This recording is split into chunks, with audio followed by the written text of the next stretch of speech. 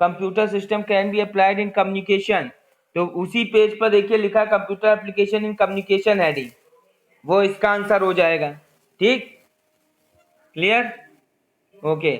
इसके बाद बेटा है do you, question number 24, do you think computer system can be applied in the field of manufacturing.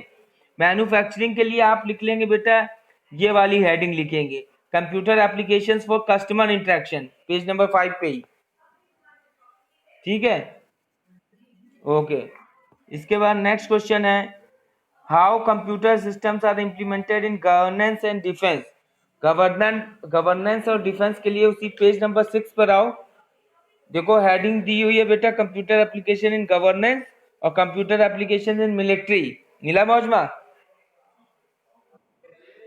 हाँ तो बेटा इसको लगा लोगे, ये दोनों कर लेना है आपको। ठीक, हेडिंग। इसके बाद नेक्स्ट क्वेश्चन जो 26 से 26 क्वेश्चन शायद मैंने इधर क्वेश्चन नंबर 16 में कराया था शॉर्ट में, ये कि आपका what are the basic constituents of a computer, name them and provide a definition for each. इसको तो कर लोगी ना, ये तो मैंने करा दिया 16 नंबर क्वेश्चन में। इसमें नाम और नाम लिख के उनकी डेफिनेशन चाहो तो फिर से दे देना, याद मत करना, रिपीटेड क्वेश्चन है। ठीक, इसके बाद लास्ट क्वेश्चन है 27, computers are unable to take decisions on their own, instead they depend upon the input being provided by human, give explanation in support of your answer. इस क्वेश्चन का answer मैंने ये जो यहाँ पे 6 नंबर पेज पे देखो, लिमिटेशंस ऑफ कंप्यूटर हेडिंग पड़ी हुई है, मिला। तो इसमें ये no power to make decisions, no IQ, no heuristics, ये तीनों हेडिंग लिख लोगी, इसके अंदर का भी मैटर, अंदर का भी मैटर, ये इसके सपोर्ट में आंसर हो जाएगा। ठीक, क्लियर हो गया। और किसी बच्चे को कोई दिक्कत, जितने भी बच्चे ऐड हुए, हेलो,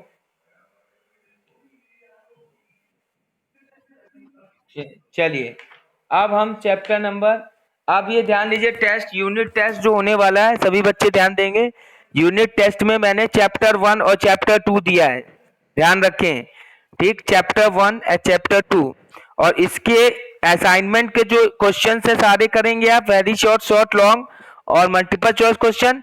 और इसके जो इधर पहले भी दिए हुए बेटा सॉल्व क्वेश्चन जो एमसीक्यू के दिए हुए, जिसके नीचे आंसर्स दिए हैं, है कि नहीं बेटा, दिया है ना। हेलो, हाँ बेटा, एक्चुअली में इसको भी पढ़ लेना, इसको हम कराते नहीं क्योंकि इसके आंसर सारे दिए हैं, थ्योरेटिकल क्वेश्चन, इनको भी एक बार ऐसे पढ़ लेना, एमसीक्यू केवल। Okay, okay. इसके बाद आपका, ठीक, यहां तक हो गया। तो चैप्टर 1 ऐसे ही चैप्टर फर्स्ट और सेकंड में दोनों में कर लेना। ठीक, चलिए चैप्टर 3 स्टार्ट करें। चैप्टर 3 में मैंने यहां तक आपको बता दिया था, मुझे असेंबलर, कंपाइलर, इंटरप्रिटेटर और कंपाइलर इंटरप्रिटेटर में डिफरेंट और द ऑपरेटिंग सिस्टम शायद बताना है। यहां चल रहा था ना page number 38, the operating system. Okay, hello, clear है ना। हेलो स्टूडेंट्स, हाँ बेटा, इसके यहां से देखिए, चलिए यहां से अब हम बता रहे हैं द ऑपरेटिंग सिस्टम क्या है, देख लेते हैं। The software that controls and manages the hardware is known as the operating system. तो ऑपरेटिंग सिस्टम वो चीज है, operating system is a example of system software, we know that, and this is the software that control and manages the hardware is known as the operating, which manages and controlling power of hardware, जब वो hardware को control करें और manage करें, this is called operating system. In other words we can say that an OS enables a user to conveniently handle the computer and make the best use of its hardware। दूसरे शब्दों में हम कह सकते हैं, we can say that जो operating system enables a user to conveniently handle the computer and make the best use of its hardware। दूसरा ये है कि हम ये दूसरे शब्दों में कह सकते हैं कि ऑपरेटिंग सिस्टम की मदद से यूजर आसानी से कंप्यूटर को हैंडल भी कर लेता है और उसके हार्डवेयर को बहुत अच्छी तरीके से यूज कर सकता है। क्लियर यहाँ तक सभी को? हेलो, ठीक है, okay. Second thing is that there a user simply gives a command to the operating system. User क्या करता है? Simply gives the command to the operating system. he/c specifies what should be done and the operating system decides how and when the task should be done. Suppose you visit a, अब देखिए ये बताना चाह रहे हैं user simply gives a command to the, user क्या करता है? सिंपली कमांड ही तो देता है ऑपरेटिंग सिस्टम को, ठीक है। ही और सी स्पेसिफाई, वो स्पेसिफाई करते हैं व्हाट शुड बी डन, कि उस कमांड देने के बाद क्या होगा, okay. And the operating system decides how and when the task should be done. Operating system ये डिसाइड करता है कि हमें टास्क को कब करना है और कैसे करना है, ठीक है, कैसे करना है और कब करना है। क्लियर? सपोज जैसे आप यहाँ पर एक एग्जांपल के थ्रू बता रहे हैं कि ऑपरेटिंग सिस्टम काम कैसे करता है। Now we correlate this example to the operating system also, ठीक है। Suppose you visit a restaurant and place an order for dinner. In this situation the following activities are likely to take place. अगर तुम किसी restaurant में जाते हो और अगर वहां तुम डिनर के लिए कोई ऑर्डर प्लेस करते हो तो वहां पे उस सिचुएशन में क्या क्या चीजें घटित होती हैं ये बताना चाह रहे हैं। पहला ये कह रहे हैं your order will be taken by the waiter. पहले तो ऑर्डर आपका वेटर लेगा। Your order will be process by the cook. फिर कुक जो खाना अंदर बना रहा है वो उसको प्रोसेस करेगा। And your order will be serve by the waiter. फिर वेटर उसको सर्व करेगा। And the bill will be generated by the cashier. और जो बिल है उसके बाद बिल उसको कैशियर जनरेट करके आपको देगा। क्लियर? समझ में आ रहा है सभी को? स्टूडेंट्स हेलो, क्लियर है यहाँ तक? these activities are done, these activities are done when you go from when you going to restaurant and what should be done over there, ठीक है। तो ये these activities होती है कि नहीं होती हैं? बताइए आप लोग। हेलो स्टूडेंट्स, हाँ, तो these activities are done when you are go through the restaurant and order some some things over there. तो these orders are going process. तो और this is also relevant to the operating system। ये भी, और operating system में भी these things are done how, कैसे? देखिए बता रहा है all these activities will be controlled और comma managed and executed by the manager of the restaurant. ये सारी चीजें जो भी एक्टिविटीज होंगी ये सारी एक्टिविटीज कंट्रोल, मैनेज और एग्जीक्यूट होंगी मैनेजर के द्वारा। ओके, रेस्टोरेंट का जो मेन मैनेजर होगा उसकी के द्वारा होंगी। He is responsible for how the order is taken by the waiter, how it is processed by the cook, and how it is served by the waiter, and how the bill is generated. All the responsibility of the restaurant manager took how the order taken place, ठीक है, how the order is taken by the waiter and how it is processed by the cook। अब cook के द्वारा कैसे process किया, waiter के द्वारा कैसे सर्व किया गया, ठीक है। ओके, तो these things, तो how it is processed by the cook and how it is served by the waiter and how the bill generated। पूरी एक्टिविटी, पूरी रिस्पॉन्सिबिलिटी किसकी होगी? Restaurant of the manager. In figure third you can see similarities between the working of a manager at a restaurant and an OS operating system of a computer। Just as the manager is responsible for managing and controlling various activities of the restaurant bracket में such as taking orders, processing the order and generating the bill, the operating system controls and manages various activities and tasks of a computer such as handling input and output devices, processing data and scheduling tasks। ठीक, clear? तो ये बता रहे हैं कि इसी तरीके से एक फिगर थर्ड में देखिए बताया गया, displaying the analogy between the working of a restaurant manager and the operating system. तो सेम वर्किंग जैसा कि रेस्टोरेंट में होता है ऐसे ही ऑपरेटिंग सिस्टम भी। ठीक है, क्लियर हो रहा है? सभी फिगर देखेंगे इधर, यहाँ से क्लियर है? Any doubt students? Hello, anybody have doubt? Okay, देखिए अब वो फिगर फिगर दिख रहा है बेटा, फिगर देखिए, मैनेजर इन अ रेस्टोरेंट, देखिए how order is taken, how order is process, how order is serve, how bill is generated. तो सारा कंट्रोलिंग पावर हो गया। वेटर गया, उसने ऑर्डर लिया, जब कंट्रोलिंग पावर देखिए वो मैनेजर बैठा है, ऐसे ही ऑपरेटिंग सिस्टम में कंट्रोल्स कर रहे हैं, how input is received, how request is processed and how order is displayed and how print is generated. ठीक है, तो इनपुट कैसे रिसीव होगा कंप्यूटर में, कब प्रोसेस होगा और कब डिस्प्ले होगा और कब बिल जनरेट होगा, सेम प्रोसेस हुआ कि नहीं। इसके बाद the waiter task takes the order, waiter गया ऑर्डर लेने, तो उसी सेम टाइम पे अगर हम ऑपरेटिंग सिस्टम कैसे वर्क करता है, जब keyboard take the input, keyboard से जब हम कंप्यूटर को इनपुट देते हैं ऑपरेटिंग सिस्टम को। ठीक, इसके बाद the cook prepares the order, CPU क्या करता है, CPU processes the request, okay, processes the request, the waiter serves the order, फिर वेटर क्या करता है, ऑर्डर को सर्व करता है, तो मॉनिटर उसको डिस्प्ले करता है आउटपुट को जो भी सीपीयू में प्रोसेस होके आता है। फिर cashier generate the bill, the printer prints the output. Clear हुआ? हेलो, समझ में आया सभी को? कोई डाउट इसमें? ओके बेटा, नेक्स्ट पेज नंबर 40 पे आइए। देखिए आगे लिखा है, the primary task of an operating system is to make the computer system useful as well as user friendly and its secondary task is to use the computer hardware in the best वे।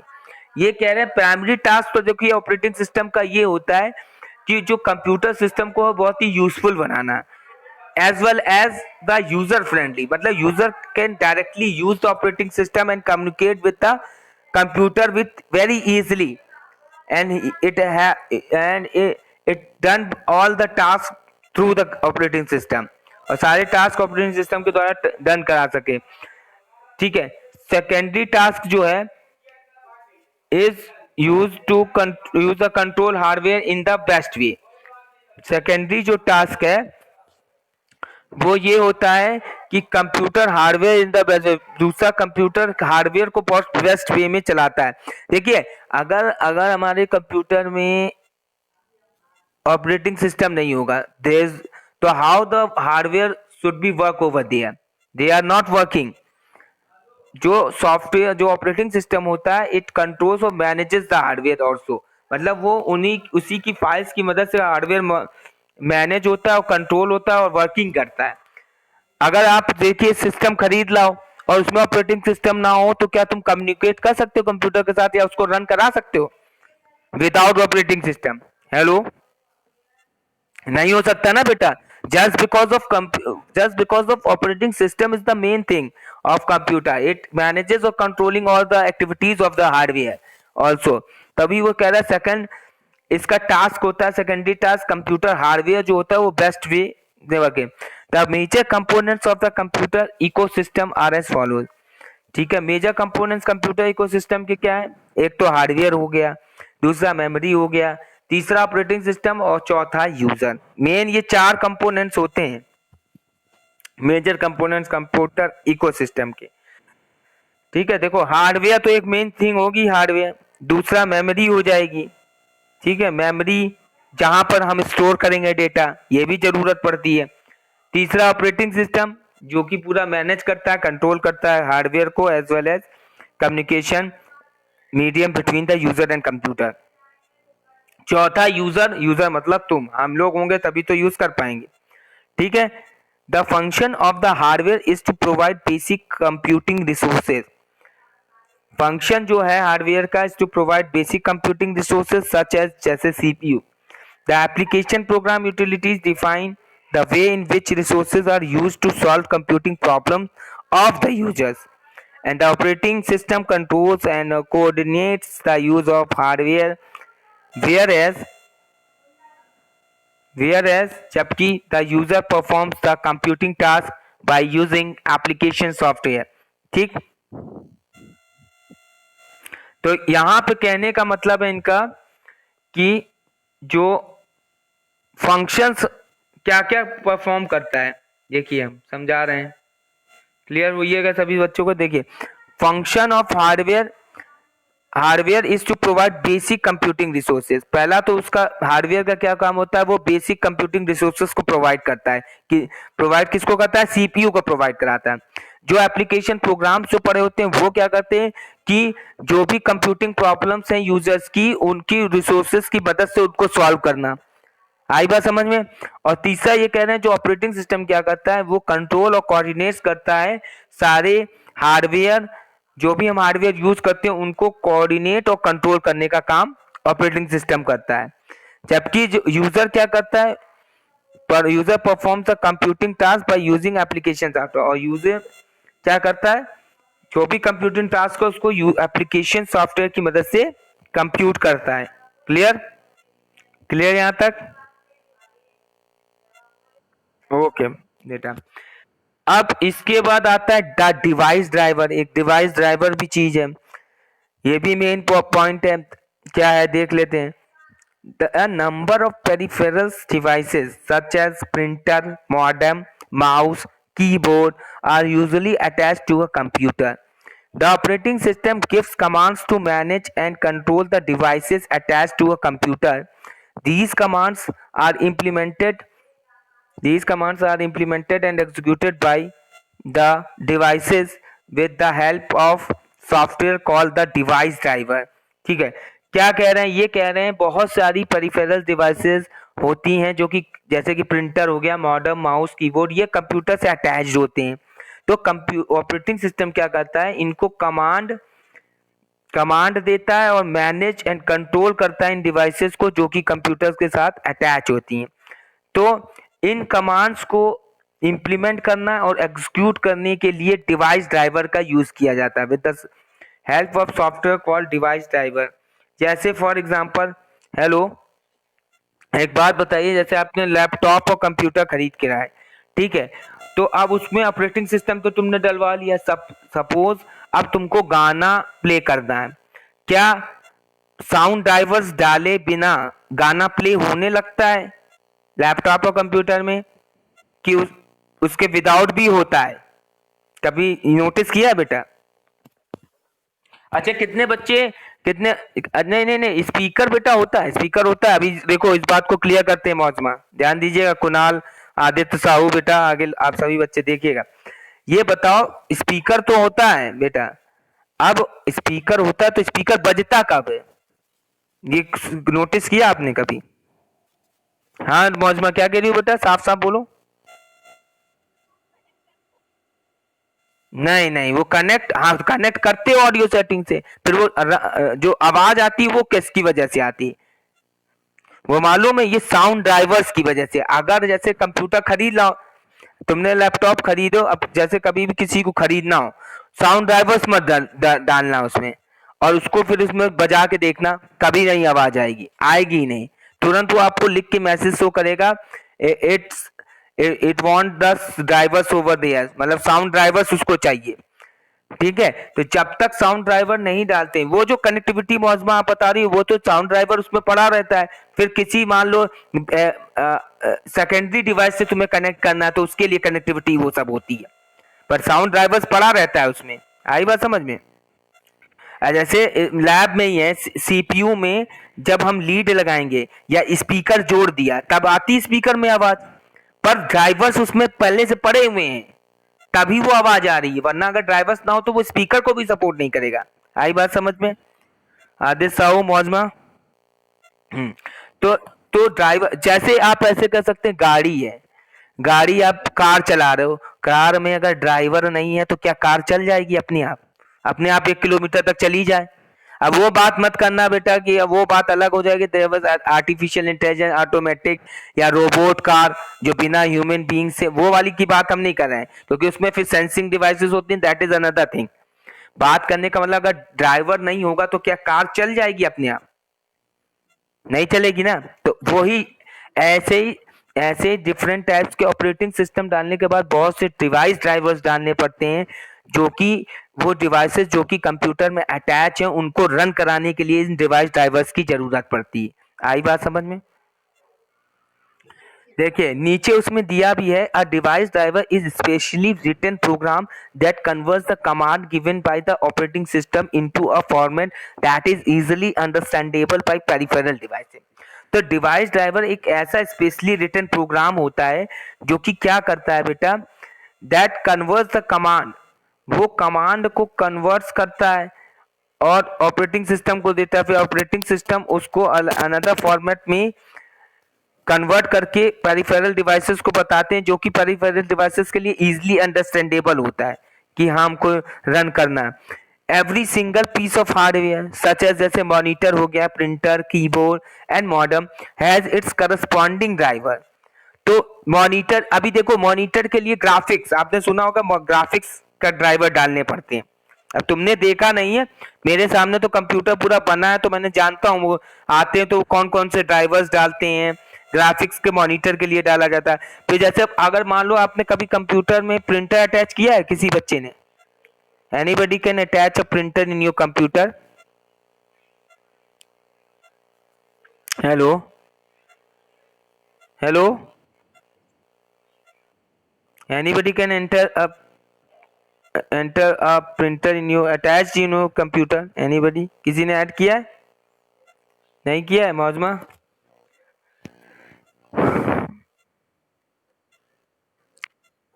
हाँ देखा होगा, तो तुमने अगर देखा होगा तो उन्होंने एक सीडी डाल के पहले प्रिंटर ड्राइवर्स की सीडी डाली होगी जिससे वो प्रिंटर अटैच करके कहा, तो वहां पे उन्होंने भी वो ड्राइवर्स डाली, प्रिंटर के ड्राइवर्स डाले, जो कि उस सिस्टम को जब हम इंस्टॉल करेंगे हार्ड डिस्क में ड्राइवर्स जब जाएगा तभी, तो जब वो अटैच करेंगे तभी वो उसको रिकॉग्नाइज करेगा कि हाँ भैया प्रिंटर अटैच हुआ है। अब इसके साथ अब वो प्रिंटर जिस भी कंपनी का है उस कंपनी के सारे ड्राइवर्स उसमें डालने पड़ते हैं।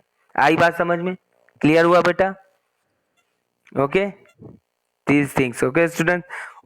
तो तो उन्होंने ड्राइवर्स डाले होंगे मौजमा, तब जाके वो प्रिंटर रन किया होगा, फिर तुमने वहां से प्रिंट ऑप्शन दिया तब प्रिंट निकल के आता है। अब device manufactured by different manufacturers, जो डिवाइस के ड्राइवर्स होते हैं वो डिफरेंट मैन्युफैक्चरिंग कंपनीज के द्वारा बनाए जाते हैं। Need different drivers to run, बहुत सारे ड्राइवर्स रन करते हैं। For example a scanner manufactured by Canon, तो कैनन जैसे कोई कैनन कंपनी का कोई स्कैनर है तो उसके स्कैनर के कैनन कंपनी के ही ड्राइवर्स होंगे, जब तक वो कंप्यूटर में इंस्टॉल नहीं करोगे तब तक वो सपोर्ट नहीं करेगा उसको। आएगा, Canon will not support the driver manufactured by HP. अगर एचपी के ड्राइवर हैं और वो तुम कैनन में यूज करना चाहोगे, कैनन कंपनी के ड्राइवर के डिवाइसेस के लिए, तो वो रन नहीं करेगा। आई बात समझ में? क्लियर है? और कह रहा है देयरफॉर, इसलिए if you use a printer without the correct drivers it may not function properly. अगर जो प्रिंटर हम यूज कर रहे हैं उसके करेक्ट ड्राइवर्स आपने नहीं डाले तब तक प्रिंटर प्रॉपरली फंक्शन नहीं करेगा। क्लियर? अब डू रिमेंबर में देखो बेटा क्या दिया है, you get a device driver in a floppy or a CD. When you buy a new peripheral device, you can also download the device driver from the website of the manufacturer. Moreover, the latest version of Windows operating system, that is Windows 10, provides pre-installed plug-in play device drivers for most of the devices. आज ये क्या बता रहे हैं कि जैसे कोई भी पेरिफेरल डिवाइस आप खरीदने गए तो आप जब उसको खरीद के लाओगे तो उसके ड्राइवर्स भी आपको डाउनलोड करने पड़ते हैं। देखिए वैसे डाउनलोड नहीं करने पड़ते हैं, आप जहां दुकान से लेने जाओगे आप उनसे कहोगे इसके ड्राइवर्स भी दे दो तो अपने आप उसके ड्राइवर्स वो दे देगा आपको। देखा होगा आपने, अब देखा है कि नहीं किया है नोटिस?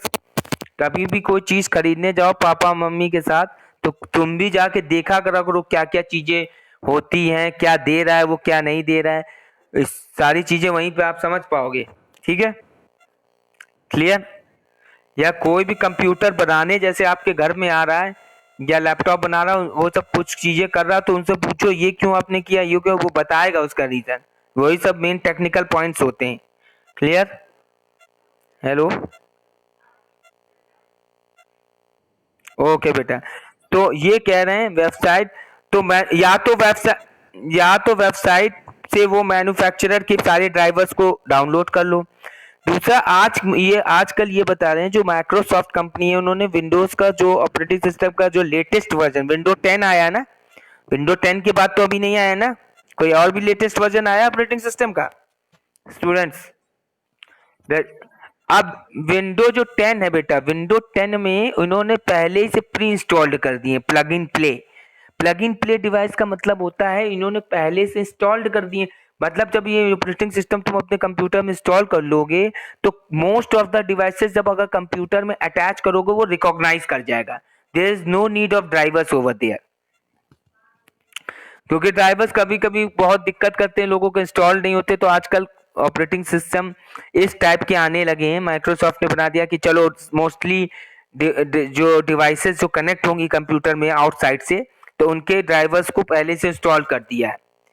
तो ये विंडो 10 ऑपरेटिंग सिस्टम में है। Window 7, window Vista, window ultimate, window XP, window 2000 इन सब में नहीं है। विंडो 10 की बात हो रही केवल, विंडो 8, विंडो 9 में भी नहीं है। आई बात समझ में? क्लियर यहां तक सभी को? कोई डाउट? ठीक है, अब हम we will start from the utility software. तो व्हाट इज यूटिलिटी सॉफ्टवेयर? देखिए, मैंने शायद डिस्कस भी किया होगा क्लास में, किया है कि नहीं, 9th क्लास में बहुत डिस्कस किया था, तो 10th में भी मैंने डिस्कस किया था। आपने पढ़ा है there is a 2 types of software पढ़े ना, कि 3 टाइप्स पढ़े थे? बताओ आप लोग। मोहम्मद साजिद, 2 टाइप्स के पढ़े सुजल? जबकि 3 टाइप्स की सॉफ्टवेयर होते हैं बेट। आपने एप्लीकेशन पढ़ा है, सिस्टम सॉफ्टवेयर पढ़ा है, थर्ड टाइप होता है बेटा यूटिलिटी सॉफ्टवेयर। ये भी होता है, बहुत सी बुकों में आजकल दिया नहीं है, जबकि utility software is the third type of software या काइंड ऑफ सॉफ्टवेयर कह सकते हैं। ये क्या करता है यार? Utility software is a software in which they configure all the hardware parts of the computer system. तो कंप्यूटर के हार्डवेयर पार्ट्स के जो भी सिस्टम्स हैं उनको कॉन्फ़िगर करने का काम यूटिलिटी सॉफ्टवेयर करता है। जैसे बहुत से, जैसे एंटीवायरस हो गया, बहुत सी बैकअप डिवाइसेस हो गई, इनको मैनेज करने का काम यूटिलिटी सॉफ्टवेयर करता है। ठीक है, हाँ, मैं आपको 14 एग्जांपल्स ऑफ यूटिलिटी सॉफ्टवेयर आपको लिखाऊंगा। There are 14 examples of utility software बेटा। जानते हैं आप लोग कौन कौन से एग्जांपल्स हैं?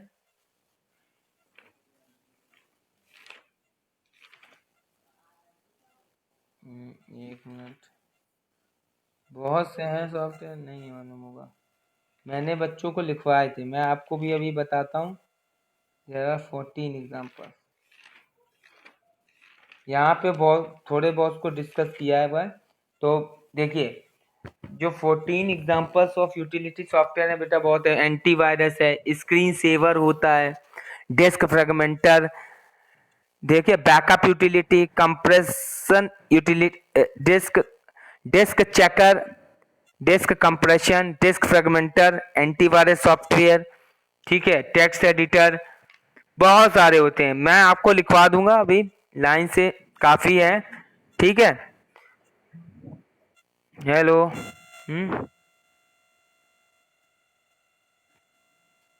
हेलो, हाँ, कोई डाउट? हेलो स्टूडेंट्स, कोई डाउट नहीं? ओके, ठीक है। तो there are 14 examples of utility software. मैं अभी आपको इसमें बुक में जितने दिए हैं पहले वो डिस्कस कर लेंगे, इसके बाद और भी बता देंगे जो है। डिस्क चेकर, डिस्क कंप्रेशन, ठीक है। तो इस तरीके से डिस्क फ्रेगमेंटर, बहुत से होते हैं, 14 एग्जांपल्स होते हैं।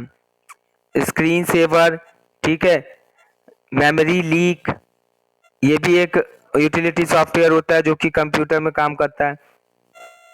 बैकअप डिवाइसेस हो गए, ये सब। तो utility software is also known as service program. एक सर्विस प्रोग्राम होता है comma service routine, service tool और यूटिलिटी रूटीन। पहला तो ये सर्विस प्रोग्राम होता है, जितने भी पार्ट्स हैं उनको मतलब सर्विस करना, जैसे नहीं मेंटेनेंस कराते हैं, जितने भी आपकी इलेक्ट्रॉनिक डिवाइसेस है तो उनके मेंटेनेंस भी कराना पड़ता है समय समय पर, देखा होगा आपने, है कि नहीं। तो उसी तरीके से ये एक सर्विस प्रोग्राम होता है जो कंप्यूटर में बैकएंड में काम करता है, ये utility software. Service routine, service tool, utility routine. Utilities are defined as those helpful software that help a computer to perform various functions, such as analyzing and configuring data, optimizing and maintaining resources. क्या करता है ये utilities जो होती हैं, ये इस type की सॉफ्टवेयर होते हैं जो हेल्पफुल होते हैं कंप्यूटर को परफॉर्म करते हैं, सारे कंप्यूटर के सारे फंक्शंस को परफॉर्म करने में, जैसे उनको एनालाइज करना, कॉन्फ़िगर करना डेटा को एनालाइजिंग कॉन्फ़िगरिंग करना, ऑप्टिमाइज करना उनको, मेंटेनिंग रिसोर्सेज में जितनी भी रिसोर्सेज लगी हुई हैं अटैच्ड है कंप्यूटर में, उनकी मेंटेनिंग का काम करना। फॉर एग्जांपल जैसे the banking up data utility ensures the availability of data. The scanning utility facilitates the removal of obsolete files and folders and also helps recover data that has been deleted by mistake. ठीक है, तो जैसे एक हमारे पास ये कह रहे हैं स्कैनिंग यूटिल, ये कह रहे हैं कि बैकिंग अप डेटा यूटिलिटी होता है। ये क्या होता है, जैसे हमने बैकअप डेटा का यूज करके बैकअप ले लिया हमने डेटा का जो हमारे कंप्यूटर में। समटाइम्स क्या होता है कि डेटा डिलीट हो जाता है, बाद में हमको अवेलेबिलिटी चाहिए तो हम वहां से डेटा बैकअप वापस रिस्टोर कर सकते हैं सिस्टम में। क्लियर सभी को?